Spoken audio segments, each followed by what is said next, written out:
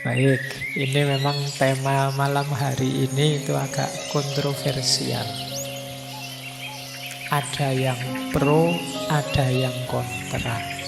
Ada yang setuju, ada yang tidak setuju. Tapi itu wajar di dunia ilmiah, di dunia akademik. Jadi monggo saja nanti teman-teman setelah kita sedikit belajar tentang tema ini terus setuju atau tidak setuju silahkan saja. Tapi sebagai orang yang belajar tentu saja apapun itu ya sebagai ilmu patut dan layak kita pelajari. Termasuk tema Nur Muhammad ini. Semoga juga teman-teman tuntas ya belajarnya. Tuntas dalam arti yang saya sampaikan malam hari ini itu nanti banyak isyarat-isyarat, cuplian-cuplian dari berbagai sumber.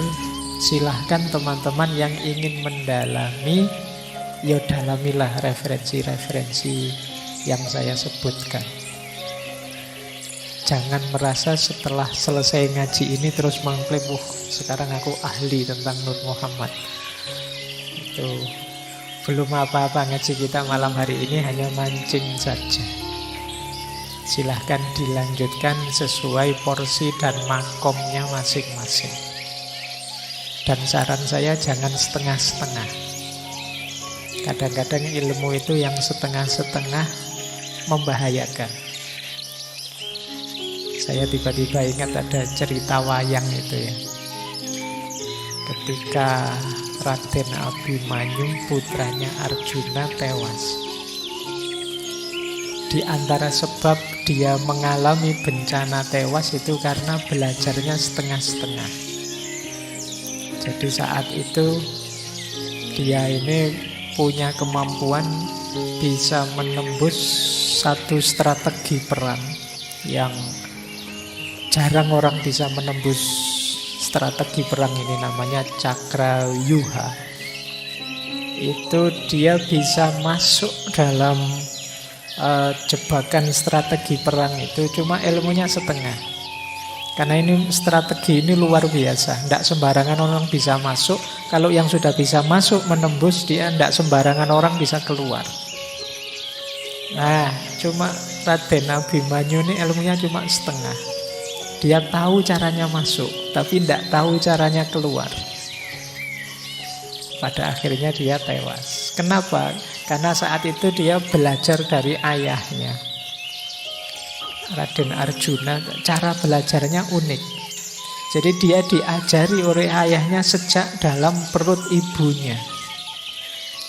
Jadi Raden Arjuna mendiktekan cara mengatasi strategi itu saat dia dalam perut. Sayangnya waktu didikte oleh Raden Arjuna, tengah-tengah mendikte ibunya ngantuk. Jadi pas bagian menyerang, menerobos, dia bisa. Tapi pas bagian keluar dari kepungan, ibunya tertidur. Ya ibunya tertidur ya karena dia dalam perut ibunya ikut tertidur. Akhirnya ilmunya setengah. Nah itu mungkin pesannya, ya kalau belajar jangan setengah-setengah.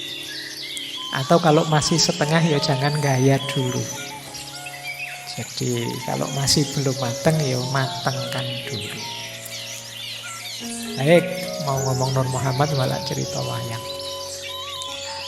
Kita mulai ya pelan-pelan belajar tentang materi Nur Muhammad malam hari ini. Ini nanti akan bertaburan istilah-istilah sufistik, mohon dimaklumi. Kalau malam hari ini belum tertangkap ya direnungi, mungkin kalau ada rekamannya diulang-ulang. Bismillah ya, kita mulai. Ambil nafas dulu sebentar. Oke, nah saya awali dari pengertian, nanti pendalaman-pendalaman. Ini namanya memang unik, Nur Muhammad.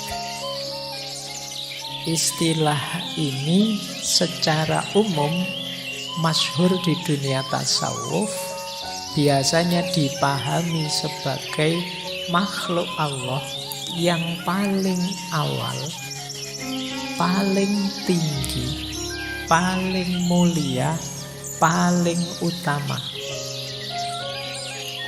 Jadi setiap kata itu nanti jadi definisi dan penjelasannya. Dia paling awal, paling tinggi, paling mulia, dan paling utama. Yang kedua, Nur Muhammad ini nurnya Allah, tapi tidak sama dengan Allah. Nah, bukan zatnya Tuhan. Meskipun nanti salah satu pandangan menyatakan Nur Muhammad ini makhluk yang diciptakan sejak azali. Nanti muncul perdebatan kontroversi karena ada beberapa ulama yang bilang dia ini qadim. Nanti yang tidak terima bilang, loh satu-satunya yang qadim kan Allah. Qadim itu melintasi waktu, dia tidak berawal, dia azali. Tapi sementara biarkan ini dulu, nanti kita pahami pelan-pelan. Kemudian, kenapa sih menggunakan nama Muhammad? Kenapa dikaitkan dengan nama Nabi kita Muhammad Sallallahu Alaihi Wasallam? Karena tidak ada satu makhluk pun di dunia ini yang bisa merepresentasikan Nur Muhammad ini secara sempurna selain kekasihnya yang namanya Muhammad.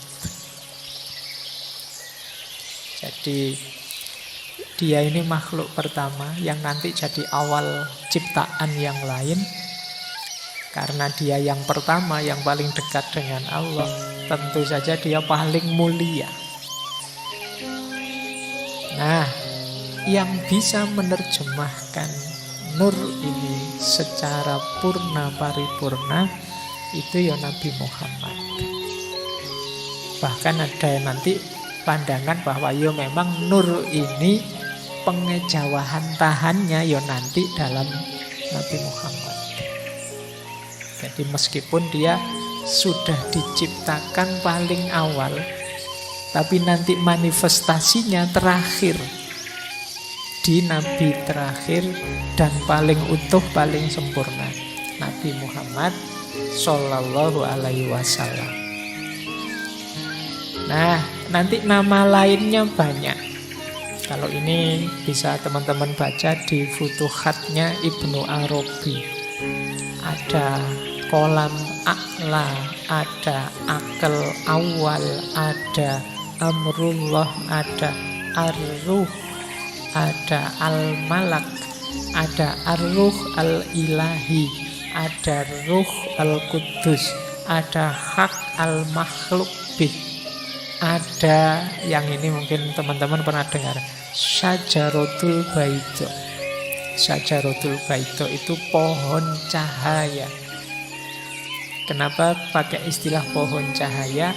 Karena Nur Muhammad ini seperti satu pohon yang darinya keluar banyak ranting dedaunan, yang itu analogi atau isyarat dari semua makhluk yang lain nanti keluarnya melalui Nur Muhammad ini. Nah, makanya dia disebut istilah syajaratul baito, pohon cahaya. Oke, pokoknya dipahami dulu, ini namanya definisi, ya dimengerti dulu saja, nanti uraiannya di belakang. Jadi dia ciptaan Allah yang paling awal, dia paling utama, paling mulia, dan yang mampu memanifestasikannya secara sempurna, utuh, itu Nabi Muhammad. Bahkan ada yang bilang Nabi Muhammad itulah pengejawantahannya Nur Muhammad, sehingga ya namanya disebut Nur Muhammad. Oke, ini pengertian umumnya. Nah, maka nanti ini ada pandangan Nur Muhammad itu tidak persis identik dengan Nabi Muhammad sebagai sosok seorang manusia. Jadi Nur Muhammad itu bukan persona manusia, nabi atau rasul akhir zaman. Tetapi tidak bisa dipisahkan dengan Nabi Muhammad sebagai person. Karena Nabi Muhammad itu representasi Nur Muhammad seutuhnya. Jadi intinya nanti ini sebenarnya. Meskipun nanti ada ulama yang agak berlebihan, ada juga ulama yang sama sekali anti. Oke, jadi dasarnya ini dulu. Sekarang kita masuk ke dalilnya dulu. Pak, gagasan-gagasan seperti Nur Muhammad ini apa ada dalilnya, Pak? Jangan-jangan 100% ngarang. Ternyata ya ada. Meskipun nanti untuk yang hadis ada beda-beda pandangan tentang kehujahannya. Kalau tentang Quran mungkin ada yang beda pandangan tentang tafsirnya. Tapi yang jelas ada. Misalnya kalau yang Al-Quran itu coba nanti dicek ya, surat Al-Maidah ayat 15. Ya ahlal kitab qad ja'akum rasuluna yubayyinu lakum katsiran mimma kuntum tukhfuna minal kitab. Wahai ahli kitab, sungguh telah datang padamu rasul-rasul kita, utusan kita yang menjelaskan pada kalian banyak hal yang tersembunyi dari kitab wahyunya Allah. Wa ya'fu an katsir, dan dia memberi pemaafan. Nah, ini loh yang dimaksud Nur Muhammad tadi. Qad ja'akum minallahi nurun wa kitabum mubin. Sungguh telah datang pada kalian nur. Yang nur ini ya tafsirnya Nabi Muhammad. Wa kitabum mubin, dan kitab yang maha menjelaskan. Jadi di ayat ini ditegaskan datang dua hal untuk nuntun kita. Yang pertama nur, maksudnya Nabi Muhammad, dan yang kedua kitab. Nah, ini dipakai sebagai dalil. Itu dalilnya bahwa Muhammad itu disebut sebagai nur, sebagai cahaya. Loh, kalau Nabi Muhammad disebut sebagai nur kan memang istilahnya ya Nur Muhammad. Yang kedua, ini ada hadis. Rawahunya Bukhari yang bunyinya kuntu nabiyan wa adam bainar ruhi wal jasad. Aku sudah jadi nabi sementara Adam itu masih ada di antara roh dan jasad. Berarti kan sebelumnya Nabi Adam. Dan ini ada di Bukhari. Silahkan nanti dicek, dianalisis. Yang ketiga ada hadis. Ini diriwayatkan oleh Jabir. Cuma saya mengambilnya dari kitabnya Syekh Nawawi Al-Bantani, Madarijus Su'ud ila Iktisail Burud. Yang artinya begini, saya langsung baca artinya ya. Kalau saya ngomong Arab terus kamu roaming nanti. Jadi ini hadis dari Jabir. Satu ketika Rasulullah ditanya tentang awal sesuatu, apa sih Rasulullah yang pertama diciptakan oleh Allah? Kemudian Rasulullah menjawab, sesungguhnya Allah menciptakan sebelum segala sesuatu nuru nabiyika, nurnya nabimu. Faja'ala dzalikan nur yaduru bil kudrah. Kemudian menjadikan nur itu beredar, berputar dengan kodratnya sesuai kehendaknya Allah. Dan saat itu belum ada waktu itu belum ada lauhil mahfud, wala kolam, belum ada kolam, belum ada surga, belum ada neraka, belum ada malaikat, belum ada manusia, belum ada jin, belum ada bumi, belum ada langit, belum ada matahari, belum ada rembulan. Nanti kalian cek ya hadis ini. Ini juga kontroversi, ada yang membantah, ada yang membenarkan dari sisi sanad. Nah, silahkan yang ahli hadis membahas itu. Tapi yang jelas ada ternyata yang jadi pijakan naklinya. Baik, kita lanjutkan ya. Ini materinya agak panjang banyak, jadi kalian ambil nafas agak panjang malam hari ini. Saya khawatirnya menangkapnya setengah-setengah, jadi sekalian saya tuntaskan.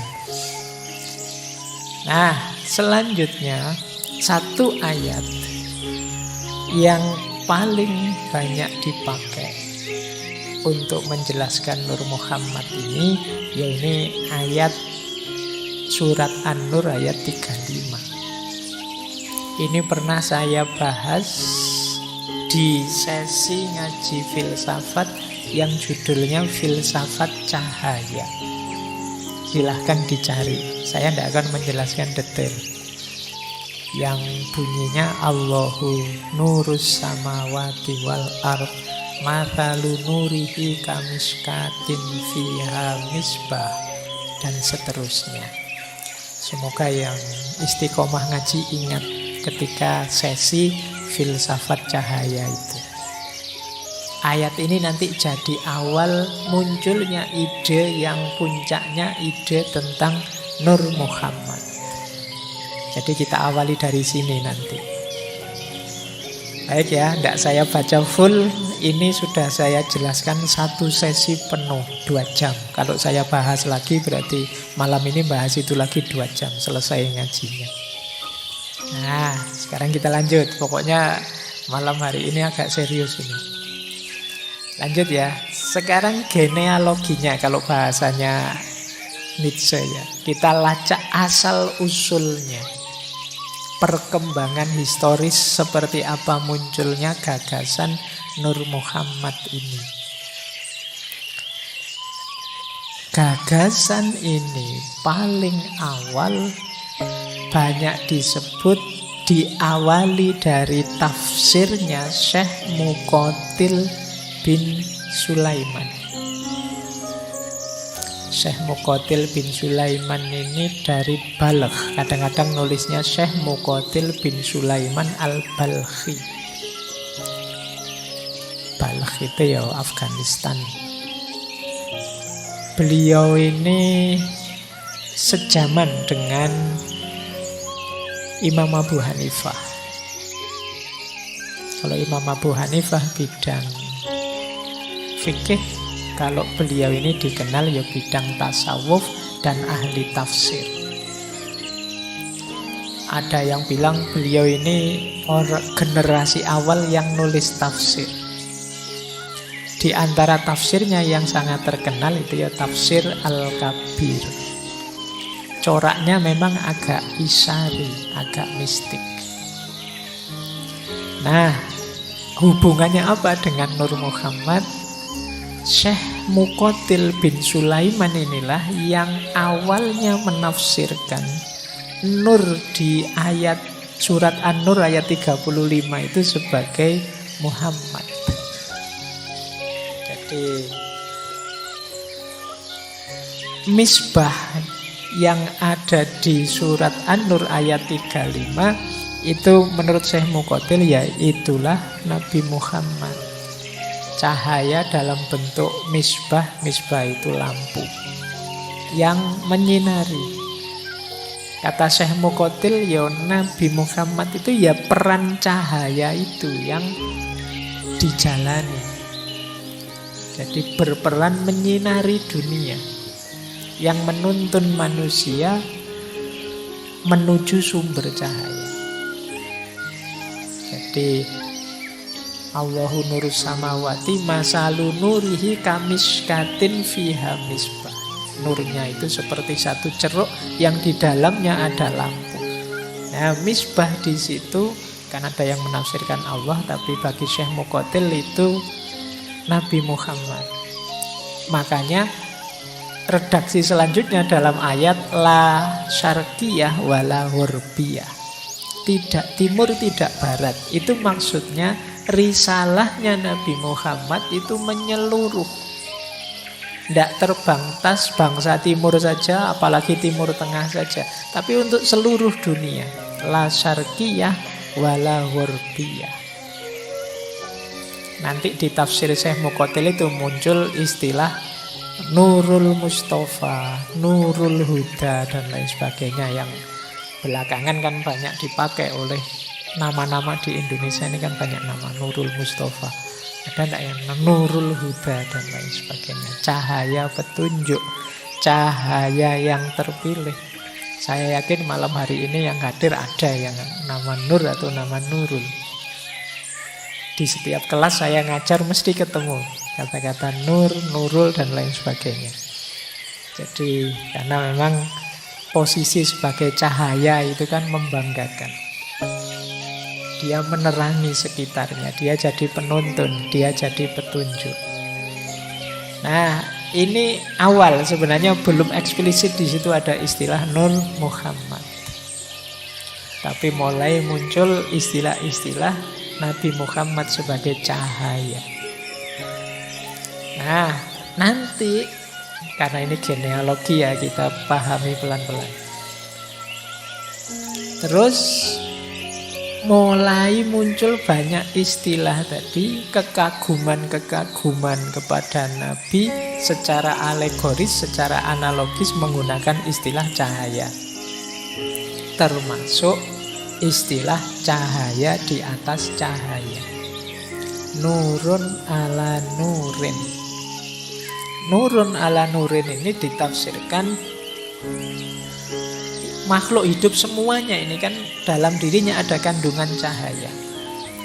Tapi puncaknya cahaya ya Nabi Muhammad itu, ya Nur Muhammad itu. Maka Rasulullah itu nurun fauqa nurin. Dia cahaya di atas segala macam cahaya. Selain cahayanya Allah tentu saja. Jadi diawali dari tadi misbah, sekarang jadi nurun fauqa nurin. Dan itu kemudian banyak dipakai istilah cahaya ini dalam syair-syair. Yang paling terkenal kan dalam kitab Maulid Barjanzi karya Syekh Ja'far bin Hasan Al-Barjanzi. Sebenarnya judul kitabnya bukan kitab Barjanzi. Judul aslinya itu kalau tidak salah ya Iqdul Jawahir. Jadi yang ditulis oleh Syekh Al-Barjanzi itu nama daerah kelahiran beliau, Syekh Ja'far bin Hasan ini. Beliau ini mufti dari mazhab Syafi'i di Madinah. Meninggalnya juga di sana. Jadi beliau nulis Maulid Barjanzi ini yang judul aslinya Iqdul Jawahir, atau ada yang bilang Iqdul Jauhar. Isinya sebenarnya sirah nabawiyah, tapi sangat puitis. Dan diantaranya menyebut itu nurun fauqa nurin, anta syamsun, anta badrun, dan anta nurun fauqa nurin. Nanti ada beberapa bagian dari kitab Barjanzi itu yang disarahi oleh banyak ulama yang mengindikasikan adanya Nur Muhammad. Baik, sekarang mulai kelihatan ya asal usulnya. Dari Syekh Muqatil kemudian muncul istilah-istilah status kecahayaan Rasulullah dan pengagungan terhadap beliau menggunakan istilah cahaya. Terus ya, cuma istilah definitif kata-kata Nur Muhammad itu baru muncul pada Syekh Sahal Al-Tustari. Jadi ini ya beliau sufi dari Persia, kelahirannya Tustar, daerah Iran. Beliaulah orang pertama yang menggunakan istilah dan merumuskan konsep Nur Muhammad. Baik, ini memang tema malam hari ini itu agak kontroversial. Ada yang pro, ada yang kontra.